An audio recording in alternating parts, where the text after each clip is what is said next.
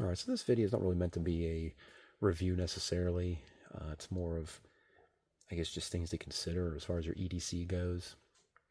So recently, uh, well, in the last probably year or two, I've been concealed carrying almost all the time now, and I've always traditionally carried like a clip-on folder like this, always in my right-hand pocket, and it just kind of got to be a lot of stuff over there. So I got the in the waistband holster. I had the knife clipped on that pocket. I always carry a small flashlight, and I always keep my keys in that pocket. And then the left-hand side, I got a spare mag in the pocket and my cell phone. So there's no room in either pocket, and I wanted to get the knife to my offhand, or at least in the middle, so I can get to it with either hand. But again, primarily the knife's going to be just a multi-purpose tool. I mean, it's going to be used for mostly opening boxes, letters, maybe some electrical work, just like, stripping wire off of or insulation off of a wire, just things of that nature. So I wanted something more of a multi-purpose tool, but again, to get it on my offside or somewhere I can get to it no matter what hand I need. So with that, I came across the Benchmade SOCP daggers, and it looked interesting to me. I also looked at the like push dagger or push knife style from various companies, and honestly, that might be the easiest to deploy and use in a defensive situation. But again, that wasn't my primary concern. And I liked just how the SOCP also gives the option to attach to MOLLE. Not that I really probably do that, but it's that option. And another big thing for me is if I do have the knife out, I can get a decent grip on the pistol still holding that knife. So that was a big bonus for me too. So I was looking at them. I didn't want to spend the money on a Benchmade and find out, it's not really for me. So I figured, you know what, I saw these knockoffs on Amazon. So I ended up buying two different brands. This is the first one I bought, and I carried this one for probably, I don't know, 2.5 weeks, and decided, you know what, I think this style of knife is going to work for me. So I ended up buying another one also, but let me get into this one first. So this one, blade length is 6 9/16. It does not come with the guard. I actually made that. Things I don't like about this was the original clip. It had the same clip as this one. So when you went to unsheath the knife, everything came out. So I tried to bend the edge of the clip up just so it had like a ledge for my belt to grab, but it just snapped off. So I filed it down, and then I just drilled a hole through it, put a bolt, and then put a couple hex nuts on there. So now I have a ledge. My belt rests on those, and I can unsheath the knife, and the sheath stays put, so it works out really well. The retention, I kind of like the retention on this one, so it kind of pops through, or pops out, and then when you're putting it back in, you hit that retention, it kind of pops in. So as far as this knife goes, it's a true dagger, double edge. The thing I like about it, one of the things I like about it, is they put the jimping up front, which makes the most sense to me. The Benchmade and this other brand here, they have it in the middle. If you're going to do that, I don't know why you just wouldn't put it on all three locations, but again, what do I know? I'm no expert. So I like that up there. I don't like how close the blade comes to the handle.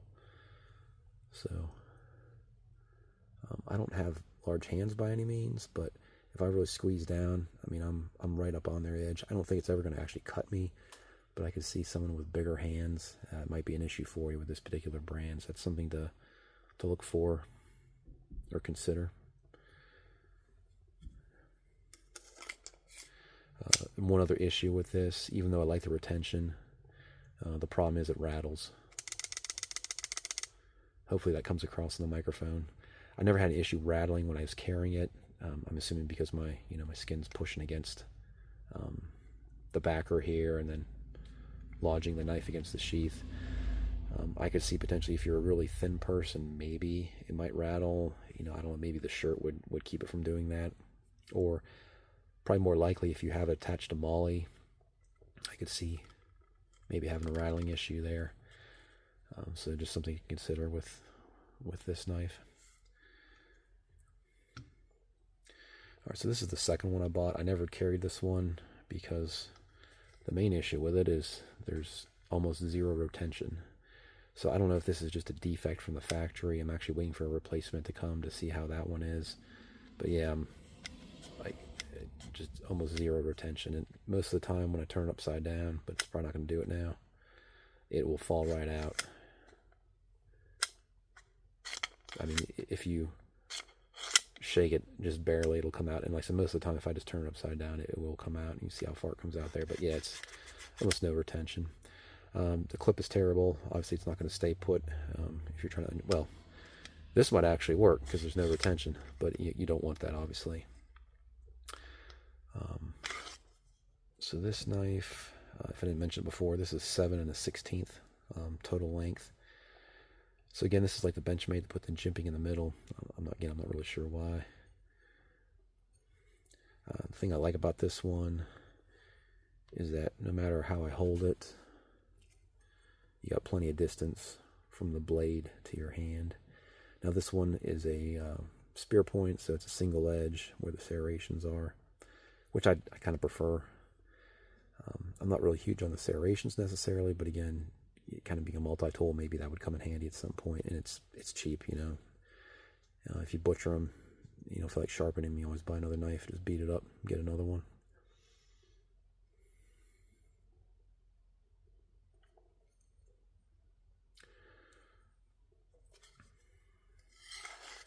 So one thing I noticed too with the knives, as far as the hoops go in the back here that you use to draw the knife out of the sheath, this one, it's got the largest, or the thickest hoop, but with the smallest internal diameter. This one's probably kind of in the middle. See how well that comes across here. Yeah, this one's kind of in the middle. The Benchmade's probably actually the thinnest, but with the biggest internal diameter. But there's so much material here. I mean, I can't imagine anyone's ever going to break it, or it's ever going to break on its own. But just something to consider also. Neither of these come with the backers, if I didn't say that already. I made this one. And then unfortunately, these two brands, the knives are not interchangeable. So I tried switching the knives with the sheaths, and it just doesn't work. They don't fit. So that was kind of a disappointment, but again, it is what it is. So once I decided this type of style of knife is gonna work for me, gonna be what I need, I decided to spend the money and get an actual Benchmade.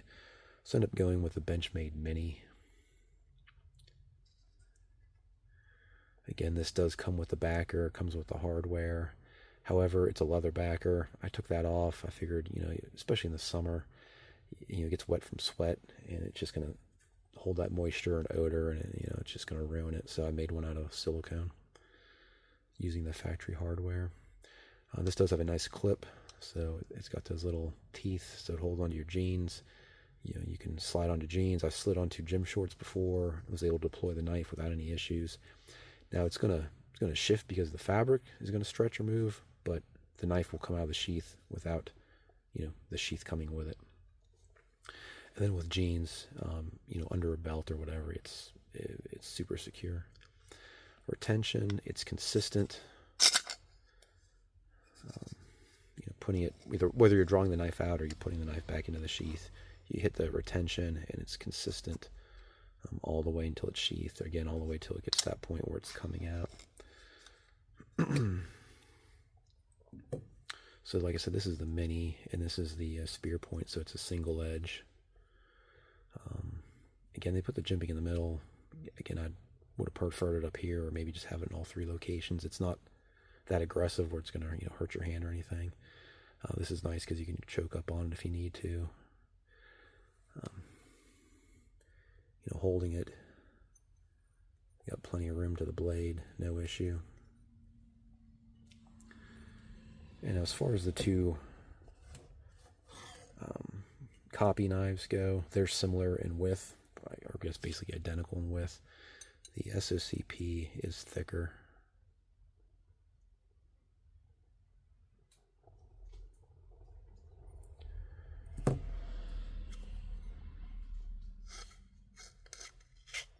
Oops, wrong sheath.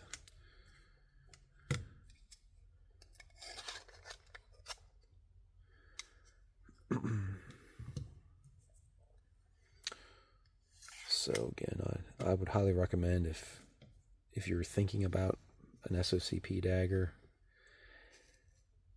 It is a lot of money to spend. Like I said, most of my knives are probably in that $20 to $30 range, with the exception of the Spyderco and a Kershaw that I have. This is probably the third most expensive knife I have, so I understand it. That might not just fit your budget. You might have to find something else. So you might want to go to one of these, copies. Just kind of keep in mind that the quality control, it may not be consistent, and they kind of vary a little bit too. Like I said, they may not. If you have a couple different brands, you might not be able to interchange the sheaths. So just things to consider. I'd highly recommend, if you do settle on this style knife, at some point when you have the money, especially if you're law enforcement or military, and you're going to rely on it for potential defense, spend the extra money, get the quality knife. You know what steel it's made out of. You can trust it. Where these Chinese ones, you don't really know. And some of them, like this one, I don't know if they even tell you what steel it's made out of. So it's kind of just a guessing game. Other considerations, you got to check your local laws. You might not be legally allowed to carry a dagger or something like this. You might not be able to carry an assisted open knife or a OTF or an automatic. So keep all that in mind. There's a lot of different styles out there. Obviously, you just got your regular unassisted folder like the Spyderco. This one is a Mantix. It's got the bearing as far as what the blade rides on, so it's super smooth, always consistent. I like that large hole to open it up. It's just easy to use. And I carried this one for several years. And just, wanted something different. It was kind of a lot of space in my pocket because it is wide here. So then the next knife I went to was a Kershaw that I mentioned earlier, the Live Wire. So it's American made OTF. I don't have anything to compare it to because it's the only OTF I have, but I do like it. I've had this one probably at 9 months to a year. Carried it up until getting the SOCP, and I never had any issues with this.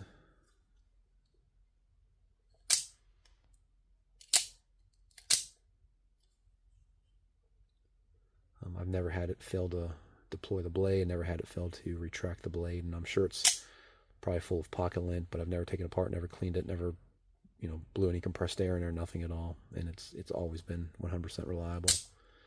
And it's a magna cut stainless steel.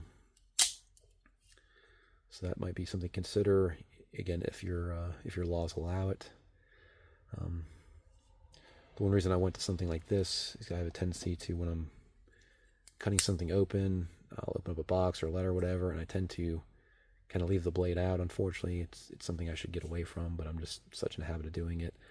And then I haven't cut myself yet, but there's always that possibility when you're trying to do something with the blade out. It's a bad idea. So with the Live Wire, again, I can just simply retract the blade. It was just easier. Another option, if you're looking for something as far as a quick deployment, but maybe you can't legally have a spring assist or an OTF.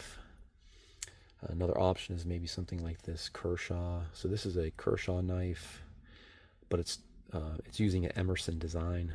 The Emerson knife, at the time I bought this was probably $25 to $30. It's a Chinese blade, Chinese steel, but never had any issues with it. The Emerson was probably in the $225 to $250 range, so there's a huge difference. But again, the Emerson's American made. I'm sure it's the components throughout the knife are better. Again, you get what you pay for. But again, I never had issues with this. So they use this disc here so you can deploy it either hand.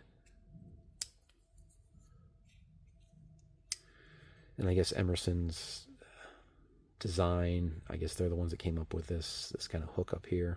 Kind of looks like a bottle opener. So it's made to deploy the blade quickly when you draw it out of your pocket. So you just, with the hook facing towards the edge of your pocket, get the knife all the way in the corner, and you kind of just pinch the back of the knife, pull it out, and it deploys the blade. It works really well. It takes very minimal practice. it's always been very consistent for me. But again, the only bad thing is when you draw the knife out, at least when I'm drawing it out, you have very little purchase on it. So you're kind of pinching the back of the knife, so you will have to, readjust your grip.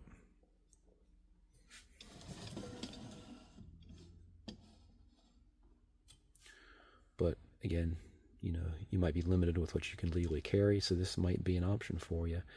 Unfortunately, I don't know if Kershaw still makes anything using this design. Like I said, this knife is probably from like 2012 or 2014, somewhere in there. It's fairly old. Probably looking at 10 to 12 years by now. But obviously Emerson, if you have the money, you can go with an Emerson. I think I've seen, for some reason, Spyderco's maybe that had this on. Or maybe some other brands. So I don't know if they're using the Emerson design or, it's something that, they came up with a similar setup, but it works and it works well. Plus it's nice too. You got somewhere to put your thumb too. So, yep, just different considerations as far as what may work for you. Again, everyone's different. Everyone's got a different goal to accomplish. So you got to find what's going to work for you. And like I said, just check your local laws. Make sure whatever you're carrying, you're legally carrying, so you stay out of trouble. And then just find what works for you and carry it and practice with it.